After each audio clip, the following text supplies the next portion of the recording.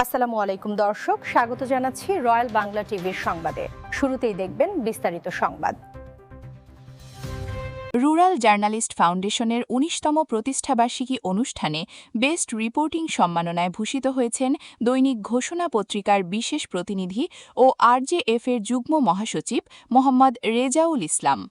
সাহসী ও অনুসন্ধানী সাংবাদিকতার স্বীকৃতি হিসেবে তাকে এই সম্মাননা প্রদান করা হয়।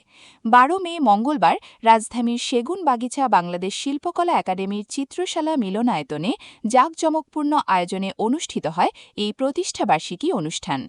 এবারের অনুষ্ঠানের প্রতিপাদ্য উন্নয়ন ও গণমাধ্যম শীর্ষক আলোচনা সভা ও সাংস্কৃতিক অনুষ্ঠানের মধ্য দিয়ে দিনব্যাপী এই আয়োজন উদযাপন করা হয়।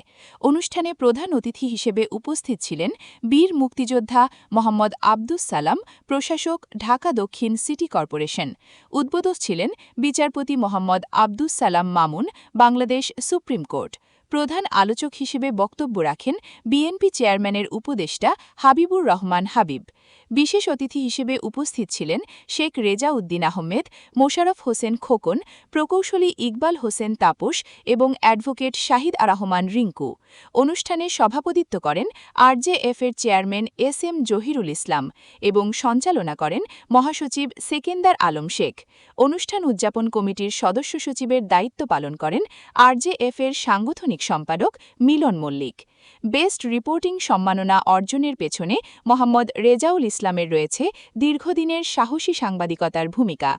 মাঠ পর্যায়ে কাজ করতে গিয়ে তিনি বহুবার রাজনৈতিক হুমকি-ধামকি, চাপ ও নানা প্রতিকূল পরিস্থিতির মুখোমুখি হলেও কখনো সত্য প্রকাশ থেকে পিছিয়ে যাননি।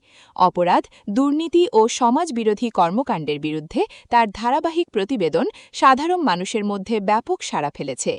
সহকর্মীদের ভাষ্য অনুযায়ী মোহাম্মদ রেজাউল ইসলাম একজন নির্ভীক কলম সৈনিক। সত্য ও ন্যায় প্রতিষ্ঠার লক্ষ্যে তিনি জীবনের ঝুঁকি নিয়েও তথ্য অনুসন্ধান করে সমাজের অন্ধকার দিকগুলো তুলে ধরেছেন। তার এই সাহসী ভূমিকা নতুন প্রজন্মের সাংবাদিকদের জন্য অনুপ্রেরণা হয়ে থাকবে। অনুষ্ঠানে বক্তারা বলেন, বর্তমান সময়ে বস্তুনিষ্ঠ ও সাহসী সাংবাদিকতার সমাজ পরিবর্তনে গুরুত্বপূর্ণ ভূমিকা রাখছে। আরজেএফ ভবিষ্যতেও তৃণমূল সাংবাদিকদের অধিকার, দক্ষতা বৃদ্ধি এবং অনুসন্ধানী সাংবাদিকতার প্রসারে কাজ করে যাবে।